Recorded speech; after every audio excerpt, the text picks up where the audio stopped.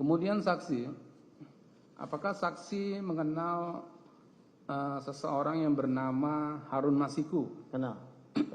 Bisa dijelaskan Harun Masiku ini profilnya siapa? Apakah dia kader atau bagaimana prosesnya sehingga bisa menjadi kader di PDIP? Saya dikenalkan Pak Harun ini saat momentum pencalekan. Pada saat apa? Momentum pencalekan. Pada tahun?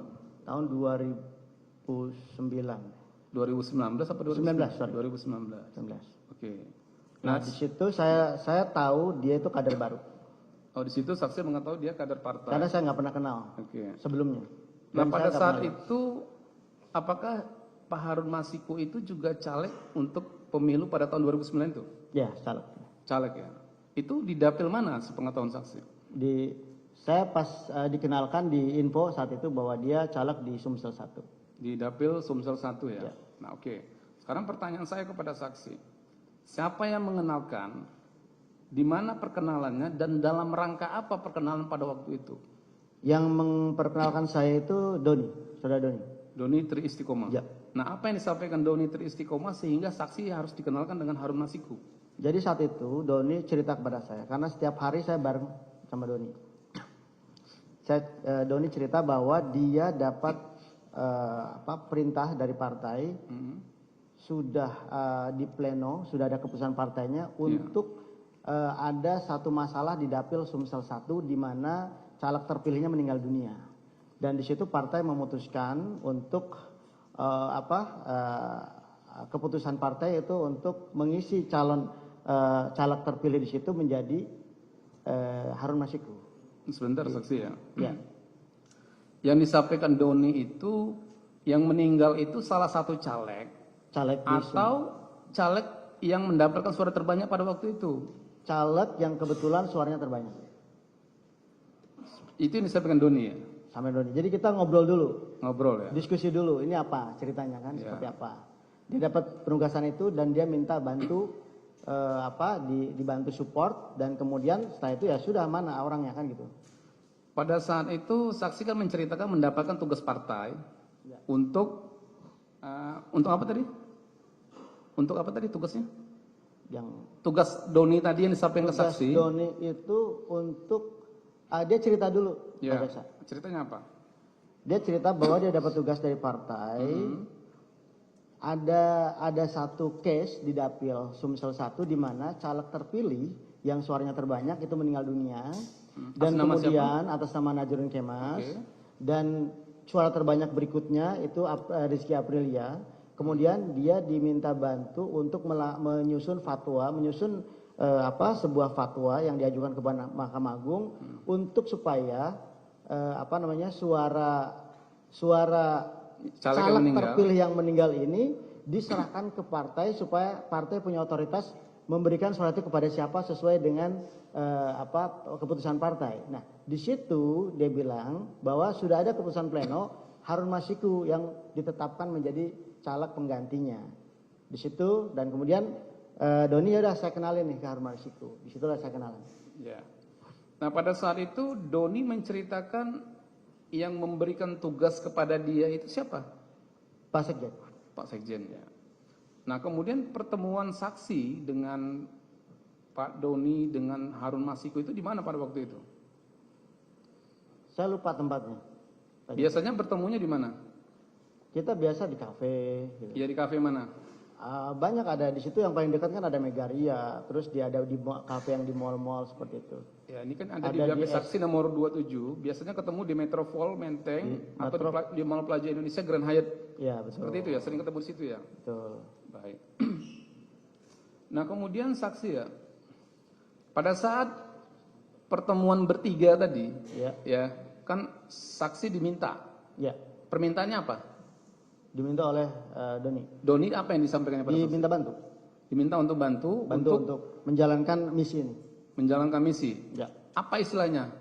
Menjalankan bahwa misinya cuma hanya dua di situ. Satu, turun dari Mahkamah Agung itu semacam fatwa.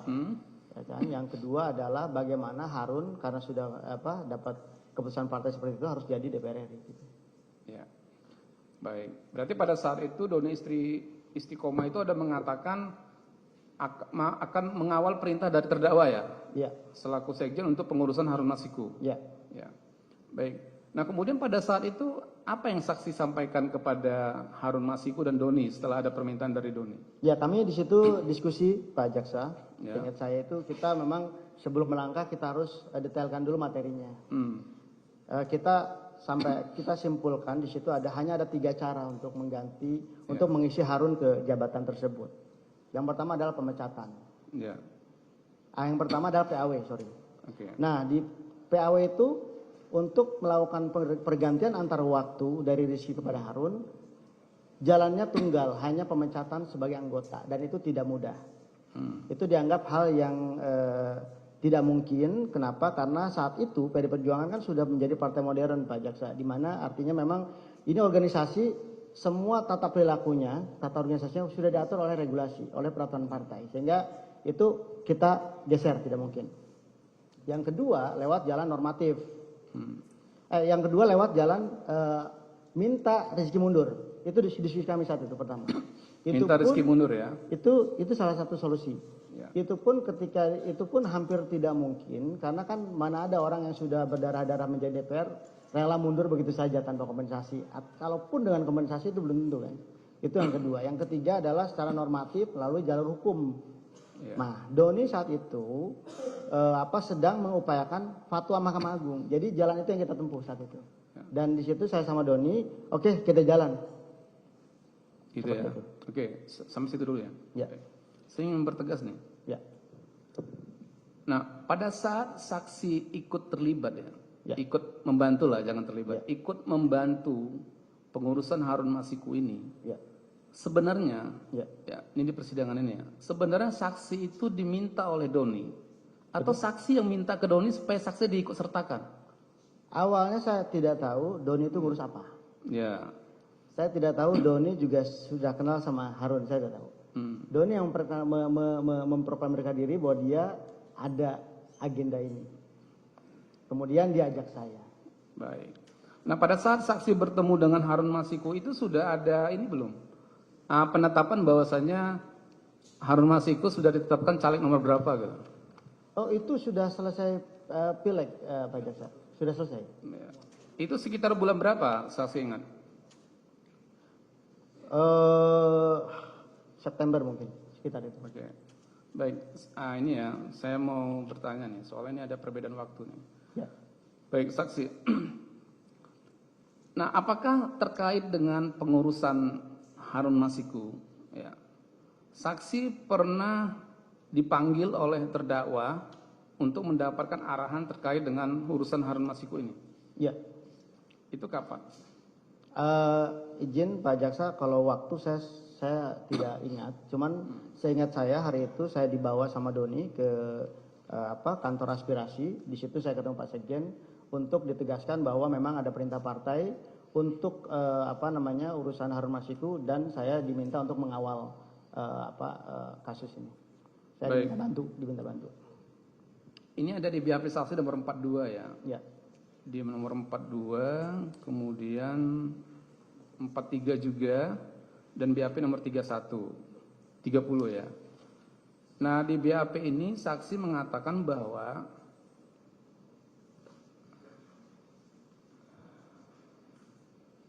baik. Nah, di BAP ini saksi mengatakan saksi dipanggil atau dibawa oleh Doni pada waktu itu.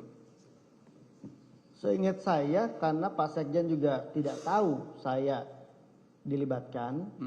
Seingat saya dipanggil, dibawa sama Doni untuk di rumah aspirasi ya? Betul. Di Jalan Sultan Syahrir nomor 12A Jakarta Pusat, benar ya? Betul. Nah, di BAP saksi nomor 42 ini saksi mengatakan di pertengahan tahun 2019. Ya, mungkin. Nah, makanya saya mau bertanya dulu nih. Duluan dipanggil oleh terdakwa atau duluan saksi bertemu Doni? Mana duluan? Doni dulu. Doni dulu. Nah, berarti ini masih di pertengahan tahun 2019. Ya. Seperti itu ya? Betul. Nah, kemudian pada saat itu apa arahan dari terdakwa kepada saksi dan Doni istri Istiqomah? Bahwa satu, saya sudah jelaskan juga di BAP bahwa ini ada keputusan partai, tolong dikawal. Ya, awal seperti itu ya? Ya. Nah, saksi ada bertanya pada waktu itu, kenapa harus Harun Masiku gitu? Ada nggak? Dulu sebagai kader kita nggak hanya menjalankan itu. Anda menjalankan tugas ya. Ya. Baik. Nah kemudian saksi ya, terkait dengan kronologis ya, kronologis upaya untuk pengurusan Harun Masiku kan seperti itu ya. Ya. Jadi kan saksi sudah menjelaskan panjang lebar nih. Jadi awal mula atau persoalan yang diproses, yang diupayakan oleh DPP pada waktu itu yang saksi mendapatkan perintah oleh terdakwa pertengahan bulan Juni tadi, Ya. itu apa saja yang sudah dilakukan oleh DPP yang saksi ketahui? Yang saya tahu DPP melakukan kegiatan surat menyurat dan Ya.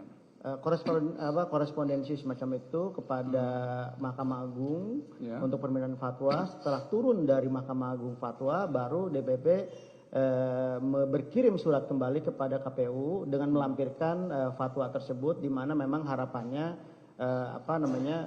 KPU menjalankan apa yang difatwakan oleh Mahkamah Agung. Baik, saksi ya. Ini saya pelan-pelan nih karena Siap. ada beberapa kegiatan yang dilakukan partai yang harus saya tanyakan secara sistematis gitu ya. Nah baik, tadi kan Doni mengatakan dia mendapat penugasan ya untuk melakukan upaya hukum ya, ke Mahkamah Agung ya terkait dengan mengamankan perintah partai karena ada salah satu caleg di Dapil Sumsel 1 yang meninggal dunia senama Najarudin Kemas. Kan seperti itu ya. Nah, apakah Doni ada menceritakan kepada saksi bahwa DPP PDIP sudah mengirim surat uji material kepada Mahkamah Agung? Betul. Benar ya? Nah, kemudian apakah permohonan surat itu dikabulkan oleh Mahkamah Agung sepengetahuan saksi? Iya, betul. Benar ya? Betul.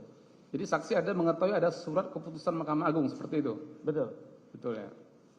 Nah, ini ada di BAP saksi yang mulia nomor 49. Saya bacakan suratnya yang mulia. Di BAP nomor 49 ayat 2, saksi menerangkan bahwa pada saat itu Mahkamah Agung mengeluarkan surat keputusan Mahkamah Agung nomor 57P /Hum/2019 yang berisi bahwa suara atas caleg yang meninggal dunia di Dapil 1 Sumsel seluruhnya suaranya dikembalikan kepada partai pengusung yaitu PDI Perjuangan. Betul. Dan partai dibebaskan untuk memberikan suara tersebut kepada caleg yang dianggap terbaik oleh partai. Ya.